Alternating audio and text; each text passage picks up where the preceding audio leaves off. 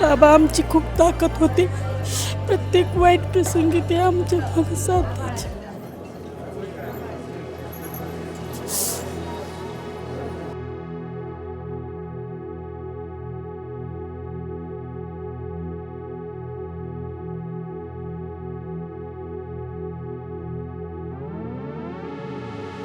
आमच्यासाठी त्यांनी लय केलं. आम्ही त्यांच्याकडे नेहमी येत होतो. गेल्या महिन्यात आम्ही त्यांच्याबरोबर जेवण केलंय. गरिबाचा सहारा होता, गरिबाचा आधार होता. त्यांनी गरिबासाठी लय चांगलं केलं. असं परत कोण येणार नाही त्यांच्या जागी, असं करणार नाही कोणी. प्रत्येक वेळेला त्यांनी आमच्यासाठी प्रत्येक वेळेला उपोषण पण केलं. 2-3 वेळा त्यांनी आमच्यासाठी लय आमच्यासाठी त्यांनी केलं. सहकार्य लय केलं. गरिबांना चांगले होते. असा माणूस परत यावा जन्माला. खूप कष्ट केले त्यांनी, माहिती आहे का. प्रत्येक गोष्टीमध्ये साथ दिली आजपर्यंत. 5 रुपयापासून कष्ट केलेला आहे. चांगलं झालेलं आहे. लेकराचे लग्न झाले, घरदार बांधले, सगळे व्यवस्थित झाले. आता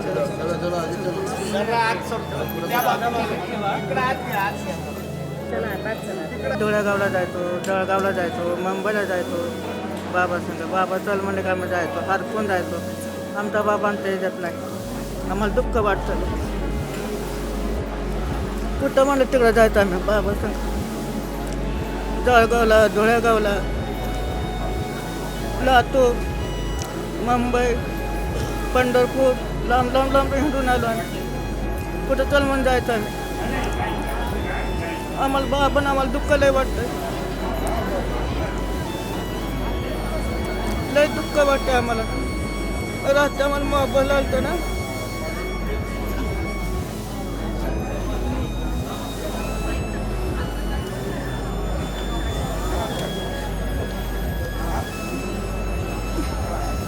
मोबाईल आलतो ना, आम्हाला नुसतं मला झोप लागली नाही. मला जीवन सारखं आठवण यायचे, सारखं भाषण आम्हाला सारखं कानावर भाषण यायचं, ऐकू यायचं. बाबा लय चांगलं होतं, भाषण लय बोलायचं. आमच्यात बाबा नाही म्हणून मला दुःख लय वाटलं. म्हणतात मी लेकराला गुन्हे पळत आली, चालवत आणले पोराला. लय भारी बाबा होते, लय चांगलं होतं बाबा. बाबा गरिबांचं वाले होते, गरिबांचं वाले होते. गरिबांना सांभाळायचं लय. नाही निवडून द्यायचे, पगार वाढवून द्यायचे बायांचं. पगार वाढवा बायांना. बायांचं लय हालत आहे, असं आहे. बायांचं लय मदत केली बाबा, लय मदत केली बाबाने. बाबाने जेवढं आपण जेवढं नाही करतो तेवढं बाबाने आपल्याला करण्यासाठी दिलं.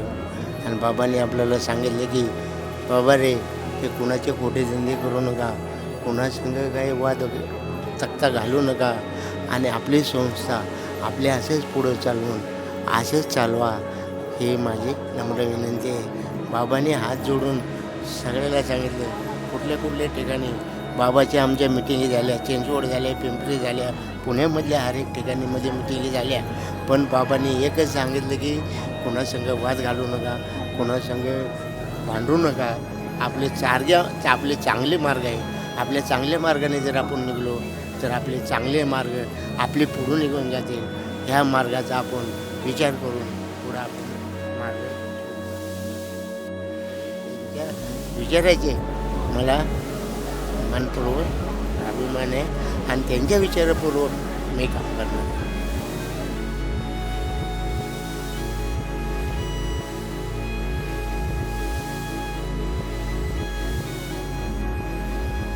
बाबांनी आपल्यासाठी सर्व सुविधा दिलेल्या आहेत. आपण उपाच नाही. बाबा गेलेत, आम्हाला खंत आहे.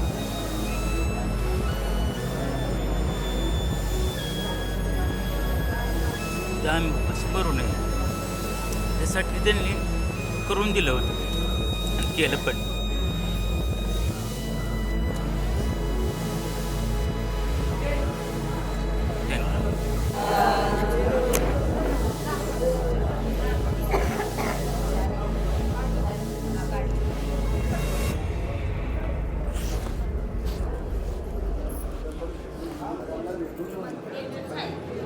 आता काय सांगू म्हणलं, बाबा तर आमच्यासाठी देव होते, एवढंच सांगू, दुसरं काहीच नाही.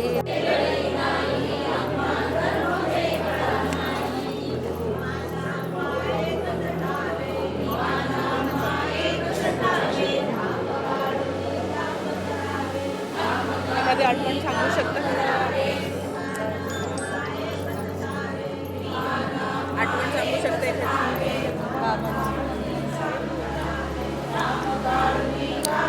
बाबा असे होते की जे आमच्यावरती काही संकट आले की ते पहिलं आडवं पडायचे त्याला, ते आमच्यापर्यंत ते संकटच येऊ देत नव्हते. आता कोण करायचं आमच्यासाठी एवढं सगळं?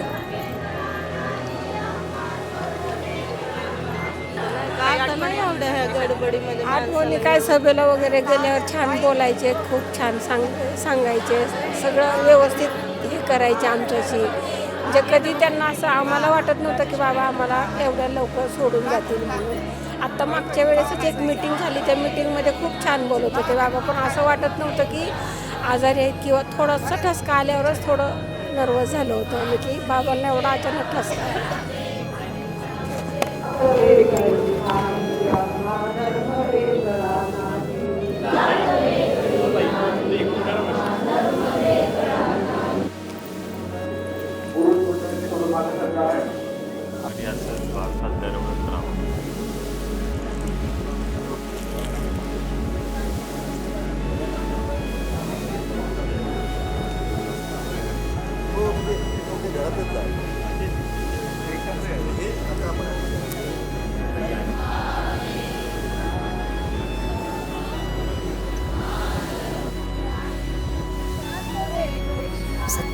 जेव्हा माझ्या मुलाचा ॲक्सिडेंट झाला होता तेव्हा मला खूप ओळखली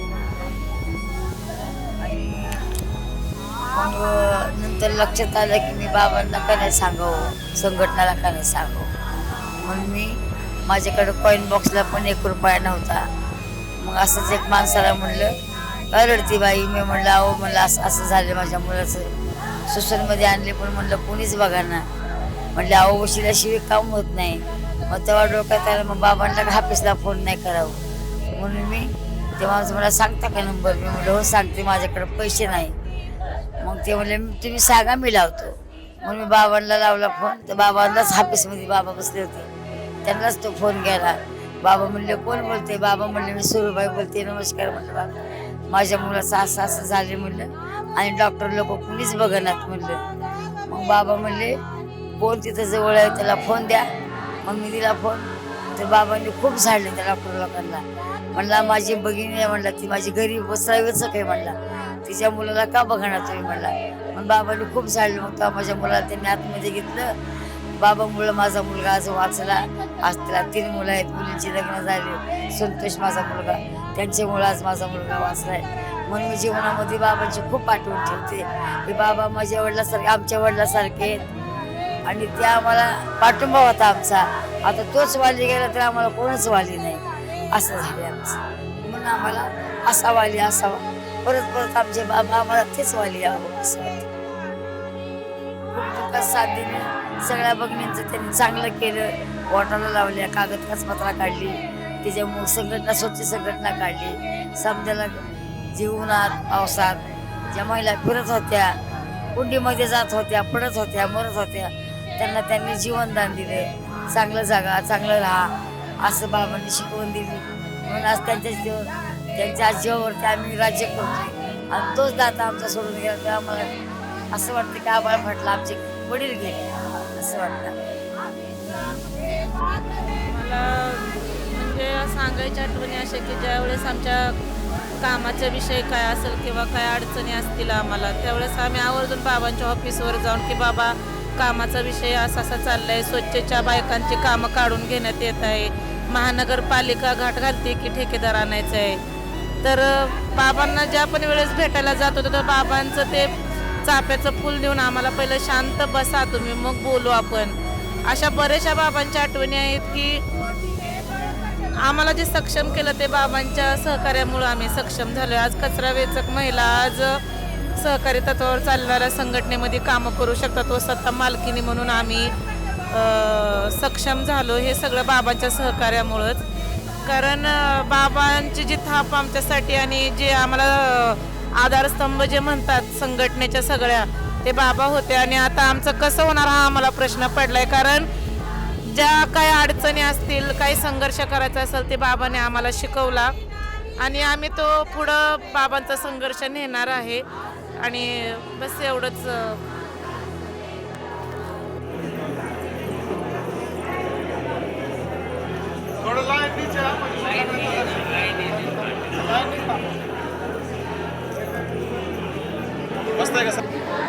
मी नुकताच पत्रकार झालेलो होतो म्हणण्यापेक्षा प्रवेश केलेला होता.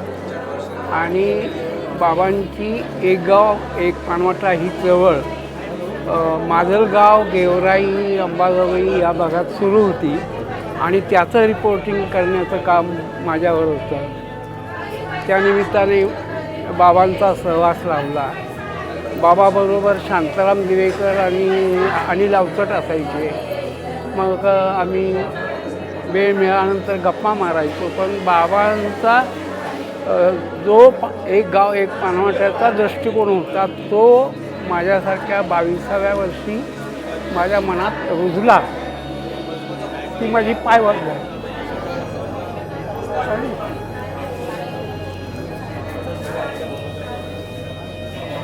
मग घरी येणं जाणं आमचं नाही राहिली.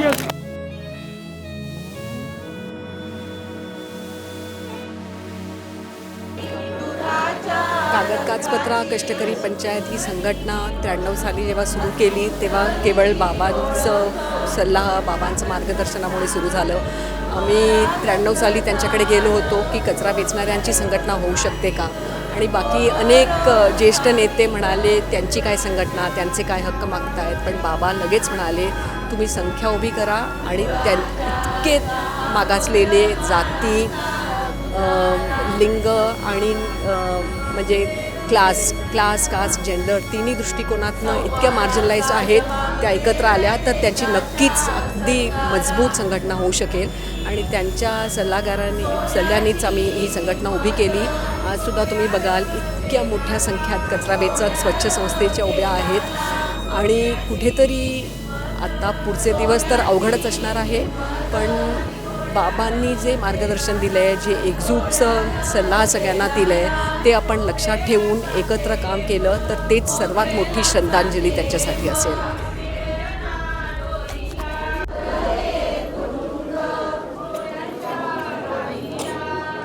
बाबांचा माझा परिचय, मी गाडगेबाबांचा उल्लेख करायचो की देवळात देव नाही, जनतेच्या सेवेत देव आहे, जज असताना. आणि जेव्हा मी यांनी सगळ्यांनी रामायण महाभारत दाखवायला सुरुवात केली तेव्हा म्हटलं वर्णव्यवस्था परत येऊ घातली नाही, म्हणून मी राजीनामा दिला आणि फक्त फुलेशाह आंबेडकरचं काम करण्यासाठी मी बाहेर आलो, अशी प्रेस घेतली. तेव्हा बाबा मला भेटायला आले. म्हणजे साहेब फार अवघड काम पत्करलं होतं तुम्ही, कारण तिथं बरं होतं.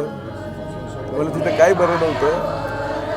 तिथे आम्ही तिथं गुलाम असतो शिस्ती. मला इथेच आत्ता मी शेवटी त्यांना घरी जाऊन 2 तास भेटलो होतो. एक आम्ही दोघंच बसलो. म्हटलं बाबा आम्ही काय करावं, शेवटी जायचं तुम्हाला आहे, जायचं आम्हाला आहे. तर ते असं म्हणले की निवडणुकीतून पैसे बाद झाले पाहिजेत. म्हणलं ते शक्य नाही. ब्राह्मणवादी आणि भांडवलशाही व्यवस्थेत तुम्ही भ्रष्टाचार निर्मूलन करूच शकत नाही.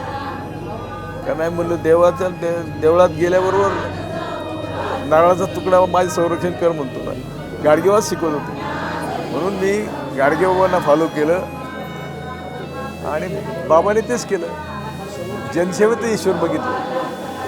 त्यामुळे ही जी आमच्या परंपरेत जी माणसं आहेत त्यांनी खऱ्या अर्थाने समाजाची सेवा हीच ईश्वर सेवा मानली.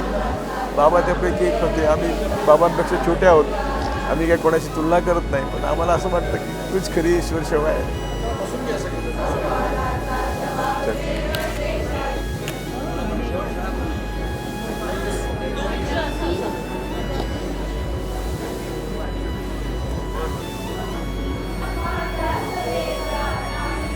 बोले राम. बाबा हे खरं म्हणजे एक असं एक म्हणजे वसंत बापटांच्या कवितेतलं बाबूळ झाड होतं की त्यांनी सगळं झेललं, म्हणजे असंख्य, म्हणजे त्यांचे असंख्य ते खूप कितीतरी त्यांची आंदोलनं आहेत, त्यात त्यांनी लाठ्या खाल्ल्या, त्यांनी असंख्य म्हणजे इतकी उपोषणं केली, सगळं म्हणजे जे काही केलं. बाबा ह्या सगळ्यातून सातत्याने उभे राहायचे आणि त्याला खरी साथ देणारी आमची आई होती. म्हणजे ते मोडले की ती जोडायची. म्हणजे एक मुलगा म्हणून मी माझी आठवण सांगतोय. आणि खरंच बाबा जे काय आज आहेत मग ती आमची वडील आणि आमची आई म्हणून उभी राहिली आणि तिने खरं ह्या सगळ्या आम्हाला आमच्या सगळ्या आयुष्याला एक वेगळा आकार दिला. आणि बाबा मात्र ह्या काळामध्ये सातत्याने म्हणजे सारखे प्रश्न आणि सारखे ह्याच्यामध्ये ते पुढे जात होते. तर फार म्हणजे मला असं वाटतं की आपण सगळ्यांनी ना फुले फक्त वाचलेत, आम्ही बाबांना ते जगताना बघितले. अक्षरशः अख्खं आयुष्य असं लखलखतंय की फक्त फुले आणि फुल्यांचंच ते जगणं आणि त्यांनी ते जगून दाखवलं. त्यामुळं आम्हाला असं वाटतं की फुले तेच असा अंश आला आणि तो फुलांमध्ये. आणि बेसिकली बाबांचं काय झालं, बाबांचे जेव्हा लहानपण होतं, बाबांच्या लहानपणी त्यांची आई वारकरी संप्रदायाची होती आणि वारकरी संप्रदायाच्या त्या ह्याच्यामध्ये विठ्ठल भक्ती होती, पण तुकारामाचा विद्रोह होता आणि बाबांचा बालपणीच तो विद्रोह त्यांच्या अंगात भरला. ते बीज तिथं पेरलं गेलं. आणि नंतर जेव्हा बाबा महात्मा फुले वाचले, बाबांनी जेव्हा आंबेडकर वाचले, ती जमीन तयार होती आणि त्याच्यावरती ते पुढं तर सगळा इतिहास सगळ्यांना माहिती आहे. पण बाबा हे म्हणजे शेवटपर्यंत असलेलं एक अशांत वादळ होतं आणि त्या वादळाशी माझ्या आईचं लग्न झालं आणि आम्हाला त्यांनी उपगलं. पण बाकी हे पण खरंच बाबा म्हणजे एक ज्योतिबांचा अंश. आणि समाजशोधक खूप असतात, सत्यशोधक खूप असतील, पण बाबा हे खरे सत्यशोधक आणि समाज परिवर्तन करणारे होते. त्यांनी परिवर्तन घडवलं. एवढंच मी बोलू इच्छितो. त्यांनी आम्हा दोघांनाही ओळखलं. आम्ही जसे आम्हाला कळलं की बाबा हे झालेले आहेत, जसं कळलं आम्ही दोघंही निघालो ताबडतोब. आम्ही आलो, इतकं त्यांना छान वाटलं. असीम अंबर सारखं चाललं होतं. आणि त्यांनी आमच्या दोघांकडे पाहिलं, असे छान हसले. मग त्यानंतर ते थकले होते, म्हणजे असं जणू आमची वाटच पाहत होते. आणि आमचे खरं सांगायचं तर त्यांच्यावर ज्यांनी त्यांची सेवा केली ते आमचे थोरले भाऊ, ते डॉक्टर अभिजित वैद्य, ते हृदयरोग तज्ज्ञ तर आहेतच. आणि त्यांच्या तज्ज्ञ डॉक्टरांच्या सगळ्याच्या खाली बाबांना हे केलं गेलं. पण इतक्या जिव्हाळ्याने आणि म्हणजे भाईंचं जसं अभिजितने केलं तसं बाबांचं, तो आमचा खरा थोरला भाऊ. आणि त्याच्यामुळं आम्ही बाबांना हे खरं म्हणतो की त्याच्यामुळं बाबांना हे मिळालं. तर असो, तर ते आम्हाला भेटले. पण त्याच्यानंतर मात्र त्यांची तब्येत, बाबांना खरं सांगायचं तर जिंदाबाद. मध्ये त्यांच्यातला तो म्हणजे लढवय्या, त्यांच्यातला जो. आणि आम्ही जेव्हा आभाळाची लेकरे, आम्हाला एकदा म्हटले, आमची पौर्णिमा माझी बहिणीसारखी, तिला म्हणाले आभाळाची लेकरे म्हणायचं रात्री. आणि दोघांनी मिळून त्या काळात, आणि ते छान आभाळाची लेकरे ते जगले, ते म्हणजे त्या फुलांच्या ह्याच्यामध्ये. आणि मग ते हळूहळू अस्पष्ट होत गेलं सगळं. पण तरी त्यांचा शार्पनेस, एकदा मध्येच असे म्हणाले ते कमाल म्हणजे त्यांची. तर पण हळूहळू ते शांत होत गेलं, कारण गात्र थकत गेली. आणि बाबा हे बाबा राहिले, बाबांची जिद्द तीच राहिली, पण त्यांचं शरीर मात्र थकलं. आणि त्या शरीराने मग शेवटी त्यांची साथ सोडली आणि बाबा गेले. डॉक्टर बाबा आढाव म्हणजे राबणाऱ्या गोताचा पुकारा करणारा हा सत्यशोधक होता.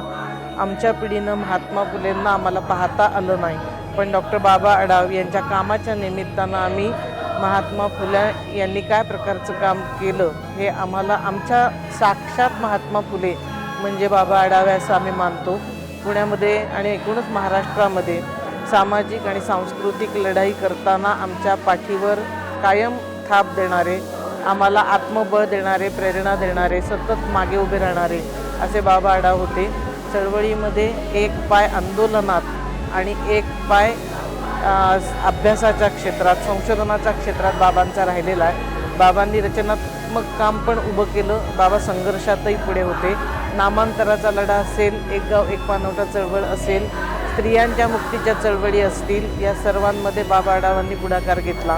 मला वाटतं त्यांचं हे सर्व काम पुढे घेऊन जाणं हीच त्यांना खरी आदरांजली असणार आहे. त्यांना अखेरचा सत्य की जय हो. बाबांच्या खूप आठवणी आहेत, त्यामुळे कोणती आठवण सांगावी हा माझ्यापुढे खरोखर प्रश्न आहे. पण आमच्या पिढीतल्या लोकांना विषमता निर्मूलन शिबिर हे आमचं विद्यापीठ होतं, ज्यामध्ये सगळ्या विचाराचे मार्क्सवादी, समाजवादी, गांधीवादी सगळे एकत्र येऊन बाबा त्यावेळेला त्यामध्ये भाषणं असत आणि यातून आमची पिढी घडली. त्यामध्ये प्रामुख्याने जातीव्यवस्था, वर्णव्यवस्था याच्या विरुद्ध बोलणारी पिढी आम्ही झालो आणि त्यामुळे नामांतर लढ्यामध्ये फक्त दलितांचा सहभाग नव्हता, नॉन दलितांचाही होता. आणि बाबांचा जो लाँग मार्च होता तो सुप्याला अडवला. त्याआधी आम्ही पुण्यामध्ये नामांतरवादी कृती समितीने खूप मिटिंग वेगवेगळ्या भागात घेतल्या, खूप प्रचार केला त्याचा. आणि मग औरंगाबादला सत्याग्रह झाला तेव्हा हजारो सत्याग्रही आम्ही तुरुंगामध्ये गेलो होतो. आम्ही सगळे येरवड्याला होतो, बाबाही येरवड्याला होते. पण महिला तुरुंगामध्ये स्थिती काय आहे म्हणून ते आणि प्रधान मास्तर पुरुषांच्या तुरुंगात होते. त्यांनी मला तिकडे, मला माहिती नाही कोणता अधिकार त्यांना मिळाला, पण मला तिकडे बोलवून घेऊन बायकांना सगळं मिळतं आहे का, बायकांचं व्यवस्थित चाललेलं आहे का, कारण बराकीची कपॅसिटी काहीतरी 75 होती, तिथं आम्ही 150 महिला कोंबलेल्या होतो. पण बाबांना ती तिकडे काळजी खूप होती आणि अशा ह्याच्यातनं बाबांनी आम्हाला घडवलं, कौतुकही केलं. म्हणजे कौटुंबिक काही संकट आलं, माझे वडील गेले, माझे मिस्टर गेले, त्यावेळेला बाबांनी मला जो धीर दिला तो मी कधीच विसरू शकत नाही. म्हणजे ज्या महिला चळवळीत आहेत त्यांना प्रोत्साहन देणं, त्यांच्या पाठीशी उभं राहणं, त्यांचं कौतुक करणं. एखाद्या मिटिंगला जर रात्र झाली तर बाबा मला स्वारगेटपर्यंत सोडायचे आणि मला रिक्षा मिळेल की नाही ही काळजी त्यांना राहायची.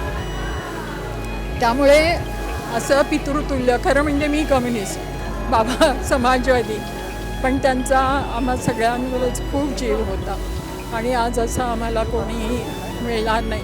आणि ज्या देवदासी प्रथेविरुद्ध त्यांनी लढा केला त्यातल्या गौराबाई सलवादे नामांतराच्या लढ्यात येरवडा तुरुंगात आमच्याबरोबर होत्या. आणि बाबांना जेव्हा मी सांगितलं की गौराबाई आहे तिकडे आणि गौराबाईंनी आम्ही दररोज भाषणं घ्यायचो, तर गौराबाईंनी भाषण केलं होतं की हे राजकीय पक्ष आहेत त्याचे पंख आपण आहोत बायका. मी हे वाक्य बाबांना सांगितलं, त्यांना फार आनंद झाला होता. म्हणजे गौराबाईंसारखी, नंतर गौराबाईंची नात PhD झाली, एका देवदासीची नात PhD होणं हा बाबांनाही खूप आनंद. हा चळवळीचा विजय. या बाबांच्या थोडक्यात माझ्या अजून खूप आहेत पण महत्त्वाच्या वाटणाऱ्या, की धर्म, त्यानंतर अशा अनिष्ट प्रथा याबद्दल एक विवेकवादी विचार करायला त्यांनी महाराष्ट्रातल्या, आता आम्ही 70ला आहोत, आमच्याही मागे खूप तरुण मुलं आहेत, पण हे सगळं बाबांनी घडवलं. आता हे काम आपल्याला पुढं घेऊन जावं लागेल, अन्यथा बाबांना मग ती आदरांजली ठरणार नाही, काम पुढे.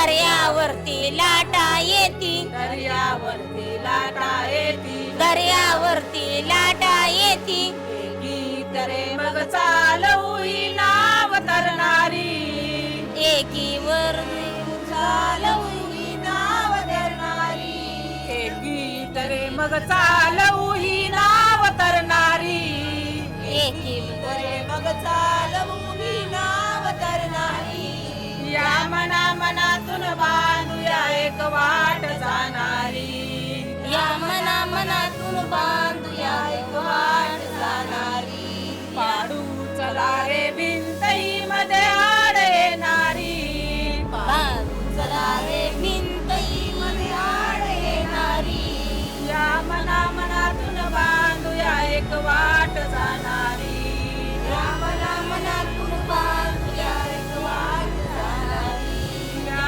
मना मनातून बांधूया एक वाट जाणारी या मना मनातून बांधूया एक वाट जाणारी या मना मनातून बांधूया एक वाट जाणारी या मना मनातून बांधूया एक वाट जाणारी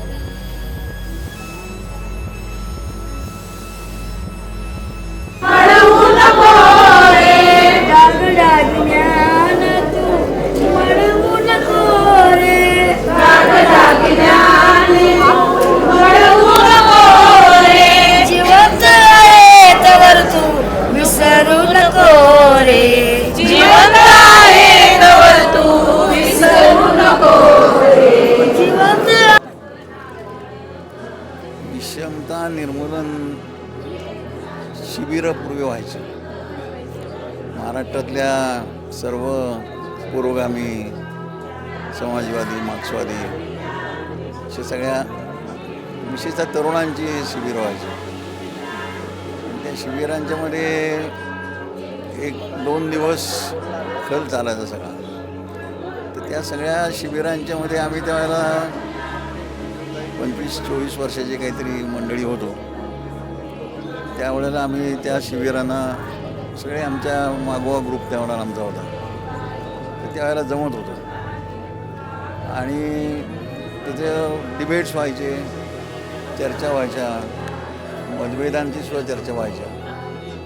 आणि एक असं एक स्टेज होतं की बाबा महाराष्ट्रात जे संपूर्ण किंवा देशामध्ये परिवर्तन व्हायला पाहिजे, त्या सगळ्यांच्या घुसळणीतून काहीतरी निघायला पाहिजे. तर ती प्रथा त्यांनी जी पाडली. मी बाकीच्या चळवळींच्यामध्ये मी त्यांच्याबरोबर दरंगासांच्या चळवळीत होतो. त्यानंतर मग या एक गाव एक बानवटामध्ये होतो. त्या सगळ्या चळवळींच्यामध्ये मी होतो त्यांच्याबरोबर.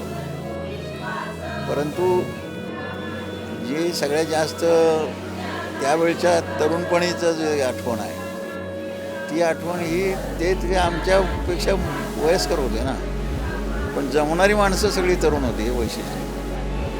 आणि ती आम्ही सगळ्या पक्षांना नाकारलेली लोक होतो. समाजवादी पक्ष म्हणणारे जे होते त्यांना समाजवादी पक्ष युक्रांत हे त्यातलंच होतं, समाजवादी सोशल डेमोक्रॅट. आम्ही मार्क्सवादी फुले आंबेडकरवादी असे होतो, तेही असेच होतो. पण ते पक्षात मी आमचे आई वडील पक्ष कुठल्या तरी कम्युनिस्ट पक्षात होते, प्रत्येकाचे आमच्यापैकी मागोवाचे, पण त्यात आम्ही गेलो नाही. असं ते अशी जरा बंडखोर मंडळी होती. त्यामुळे नवीन विचार केला पाहिजे असं. अशा लोकांशी ॲडजस्ट करून घेणं, अशा लोकांच्या बरोबर त्यांना जमवून त्यांच्यामध्ये डिवाईड करून पुढं नेण्याचा प्रयत्न करणं, हा त्यावेळेला त्यांच्या दृष्टीनं एक वेगळा उपक्रम होता. आणि महाराष्ट्राच्या दृष्टीनं, देशाच्या दृष्टीनं, देशाशिवाय असं कुठलं उदाहरण नाही आहे युनिक म्हणून जर सांगायचं झालं तर. मग बाकी तर आपण बाकीचे लोकसुद्धा सांगतील, पण या बाबतीत मला युनिकनेस आहे त्यात असं. मग काय ते भरपूर हां आता 4 दिवसापूर्वी त्यांच्या मृत्यूच्या आधी 3च दिवस असेल. मी त्याच बैठकीला आलो होतो. महात्मा फुलेंचं जे स्मारक आहे ते मागितलेलं आहे धुळांच्या संस्थेनं, आणि ते देणार नाही म्हणून आम्ही काही लोकांनी भूमिका घेतली. आणि देणं योग्य नाही. ते आहे तसंच राहिलं पाहिजे. आणि त्याची बैठक पण होती आणि बाबांना भेटायचं होतं, ते दोन्ही एकत्रच आम्ही केलं. आणि बाबांना पण सांगायचं होतं की असं चाललं आहे म्हणून, पण त्या दिवशी काय बोलण्याची अवस्था नव्हती बाबांची. अशी गेलो हॉस्पिटलला बराच वेळ, मग त्या सगळ्यांशी त्यांच्या चिरंजीवांशी वगैरे भरपूर चर्चा करत बसलो, पण बोलण्याचं काही शक्य नव्हतं बोलणं.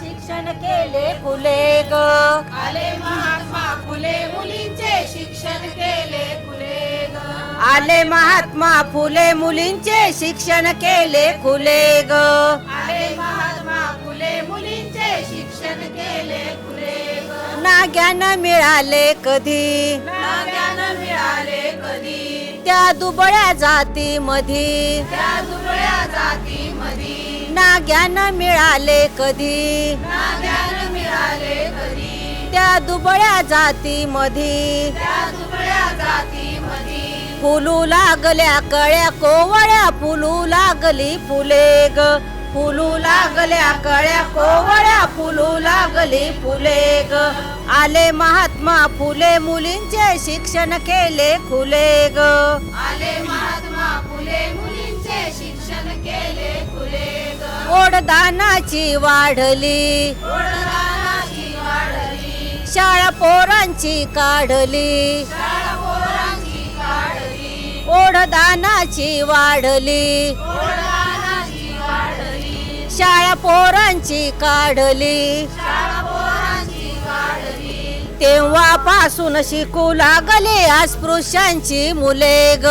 तेव्हापासून शिकू लागली अस्पृश्यांची मुले ग, तेव्हापासून शिकू लागले अस्पृश्यांची मुले ग, तेव्हापासून शिकू लागली अस्पृश्यांची मुले ग, आले महात्मा फुले मुलींचे शिक्षण केले खुले ग, आले महात्मा फुले मुलींचे शिक्षण केले फुले ग, ज्या महान क्रांतीमुळे, त्या महान क्रांतीमुळे समतेशी नाते जुळे.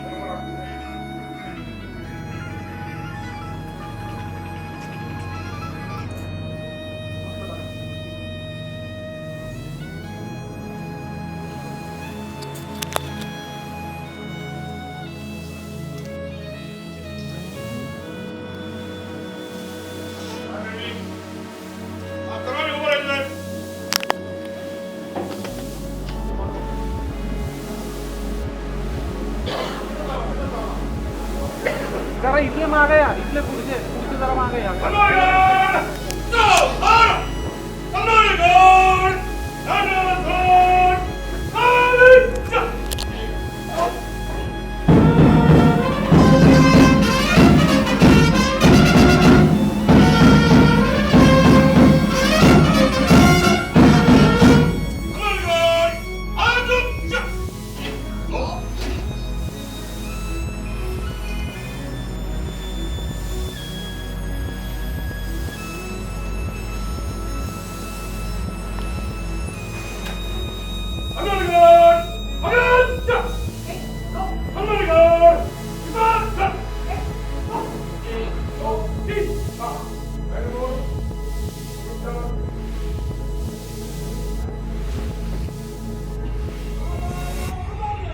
अमर रहे, अमर रहे, अमर रहे, अमर रहे, अमर रहे, अमर रहे, अमर रहे, अमर रहे,